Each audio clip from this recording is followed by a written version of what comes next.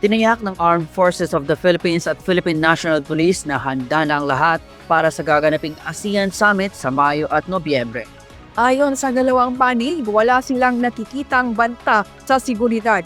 Puspusa naman ang kanilang maigting na koordinasyon kasama ang iba't ibang ahensya ng pamahalaan. Si Jonalyn Ponciano para sa Balita. All systems go na ang hosting ng Pilipinas para sa ASEAN Summit ngayong taon. Sinabi ni Acting PNP Chief Police Lieutenant General Jose Melencio Nartades Jr.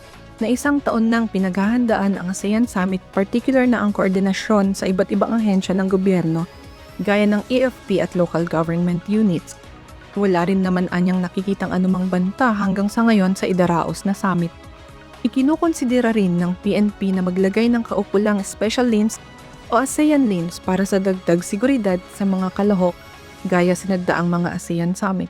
Ang ating kinukonsidera ay ang different threats that will affect the activities. As of now, upon our coordination, hindi lang po ang Philippine National Police, ulitin ko, other law enforcement units, even the Armed Forces of the Philippines, Philippine Coast Guard, and our community, wala po tayong nakukuhang or nakalap na threats with regards to the conduct of ASEAN.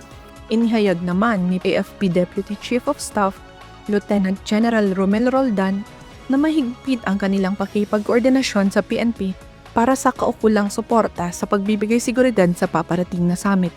Nabigyan na po ng marching orders ang inyong kasundaluhan na bigay ang kailangang suporta ng ating kapulisan as far as the security aspect of the ASEAN related activities for this year na tayo po ang host.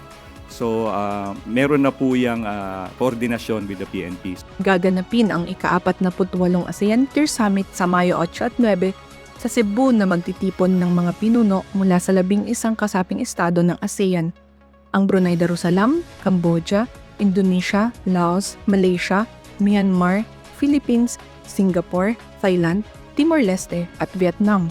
Sa huling bahagi ng taon, nakatakdang idaos ang ika-49 na ASEAN Leaders Summit sa Nobyembre 10 hanggang 12 sa Maynila sa bagong renovated na Philippine International Convention Center. Ang summit ay bahagi ng taon ng pamumuno ng Pilipinas sa ASEAN na nagbibigay diin sa kapayapaan at seguridad, paglago ng ekonomiya at pagpapalakas sa mga tao. Jonalyn Ponciano para sa PIA News, Cordillera.